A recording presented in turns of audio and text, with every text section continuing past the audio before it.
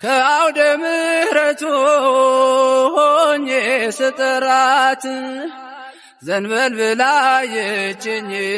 ኪዳነ ምሕረት አሳብሽን ምንም የለም የሚመስለው እረፍት ያገኘሁት